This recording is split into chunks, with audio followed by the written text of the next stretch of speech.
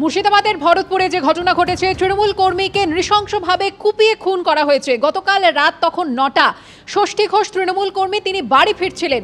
অভিযোগ উঠেছে যে বাঁধের রাস্তায় তার বাইক থামিয়ে দেওয়া হয়, আর তারপরই দুষ্কৃতীরা এলোপাথারি কোপাতে শুরু করে ষষ্ঠী ঘোষকে।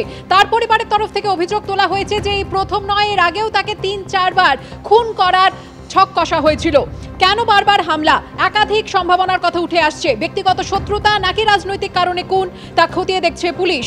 ইতিমধ্যেই তৃণমূল কর্মী খুনে জড়িত সন্দেহে আটক করা হয়েছে তৃণমূলের স্থানীয় পঞ্চায়েত সদস্যার স্বামীকে।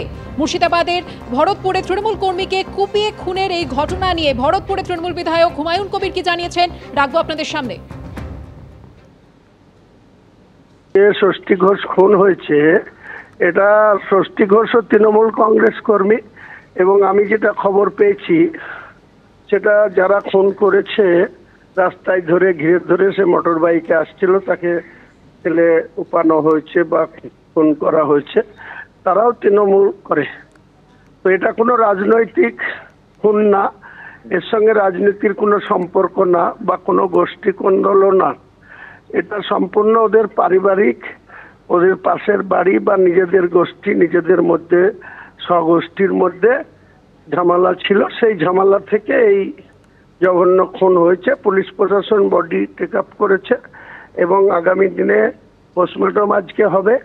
তারপরে পুলিশ তার নিরপেক্ষ দৃষ্টিভঙ্গি হয়ে নিয়ে পুলিশ প্রশাসন যারা অপরাধ সংগঠিত করেছে তাদের নিশ্চয়ই আইনের কাঠগড়ায় তুলে তাদের সাজা দেওয়ার ব্যবস্থা করবে।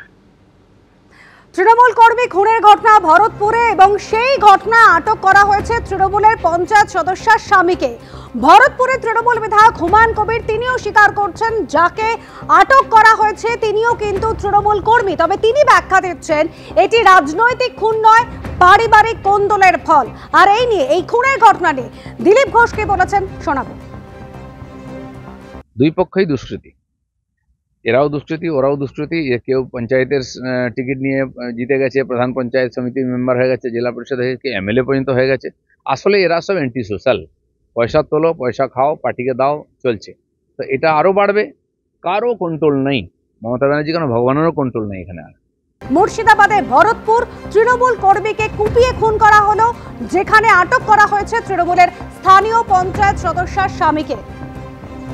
প্রাক্তন কংগ্রেস সাংসদ অধীর রঞ্জন চৌধুরী কি বলেছেন শোনাবো।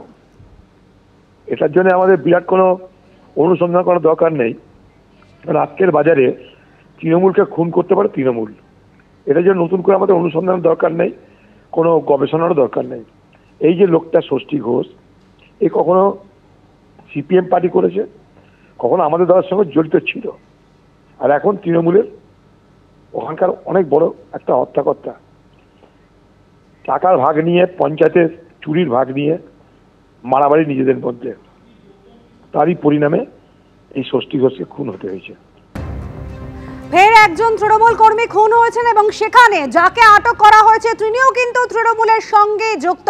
তৃণমূলের স্থানীয় পঞ্চায়েত সদস্যার স্বামী, যিনি নিজেও তৃণমূলের সঙ্গে যুক্ত, তৃণমূলের সদস্য, তাকে আটক করা হয়েছে। সাম্প্রতিককালে সেই 10 জুলাই থেকে যতগুলো খুনের ঘটনা ঘটেছে, তৃণমূলের নেতা হোক, তৃণমূলের কর্মী হোক, বারবার করে যারা খুন করেছে সেখানে কিন্তু তৃণমূলের নাম জড়িয়েছে। আর এই গতকালের যে ঘটনা মুর্শিদাবাদের ভরতপুরে তৃণমূল কর্মীকে নৃশংসভাবে কুপিয়ে খুন করা হয়েছে গতকাল রাত 9টা নাগাদ। তার পরিবারের সদস্যরা অভিযোগ করছেন এই তৃণমূল কর্মী ষষ্ঠী ঘোষ, তার ওপর একাধিকবার আক্রমণের ঘটনা ঘটেছে, একাধিকবার হামলার ঘটনা ঘটেছে। আর এবার মনে করা হচ্ছে এলাকা কার দখলে থাকবে, সেই এলাকার দখলকে লড়াইকে কেন্দ্র করেই কিন্তু এই খুনের ঘটনা ঘটেছে।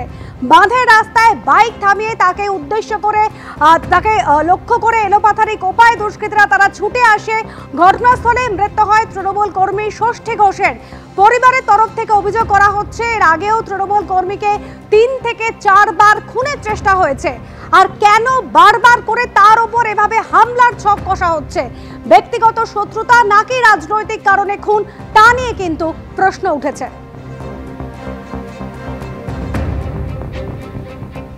কতজন ছিল, কি ছিল সেটা কিছু জানি না। এসে দেখলাম যে ধারালো অস্ত্র দিয়ে ঢুকিয়েছে। ট্র্যাক্টরের টাকা তোলাতে, মানে চাষের টাকা, সেই টাকা তুলিয়ে ফেরার পথে তখন ইয়ে করে কুপিয়েছে। 3-4বার অ্যাটাক হয়েছিল। বাড়িতে আগে টাকা চুরি করে নিয়েছিল, ধরাও পড়ে গিয়েছিল। হ্যাঁ, তৃণমূল করে। কারা খুন করলো বলে মনে হচ্ছে? সেটা বলতে পারবো না, তবে ঘিরে ছিল এর আগেও 3-4বার। তবে ওটা বড়বাবু তদন্ত করে ওটা বের করবে।